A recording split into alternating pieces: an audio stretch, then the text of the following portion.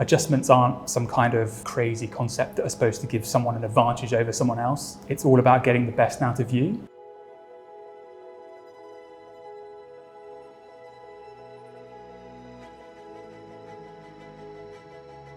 I'm Francesca Cadoux-Hudson. I'm an associate in the projects and infrastructure team. So I'm visually impaired. I have a genetic condition called retinitis pigmentosa, which means that my sight changes over time because it's a progressive condition. The really big thing is the screen reader.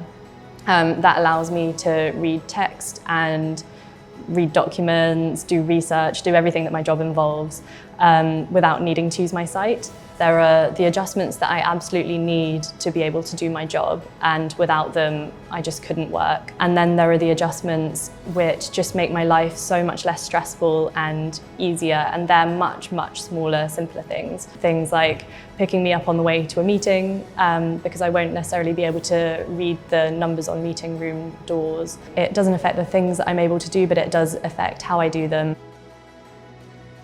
Hi, I'm Michael, and I'm a managing associate in the commercial disputes team at Stevenson Harwood. When I was 15, I contracted salmonella, septicemia, and a very rare strain of bacterial meningitis. It's left me with chronic fatigue, hyperacusis, and pains in my legs. My condition really has a debilitating impact whenever particular pitches or volumes of noises are broadcast. Actually, my adjustments are really quite limited.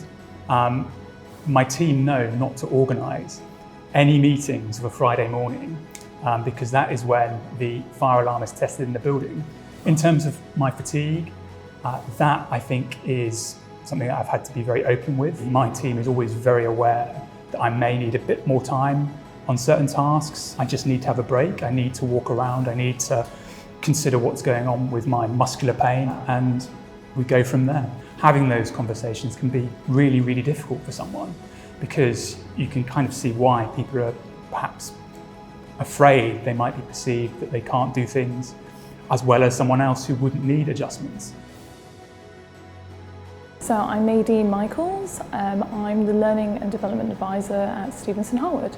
So I started noticing symptoms that were related to ADHD. Personally felt a bit embarrassed at the beginning. I felt like, I don't have a formal diagnosis, so how do I bring this up? I mentioned it in passing conversation to the D&I team, and they were great at supporting me and getting me set up with a company who can do a screening for ADHD. Being given sort of the report and the suggestions for workplace adjustments has been really beneficial. So having a fixed desk is definitely something that I found where I can focus more, concentrate, and get on with my work more effectively. Just having done the screening and the suggestions for adjustments was helpful and was enough to, for the team to take it into consideration.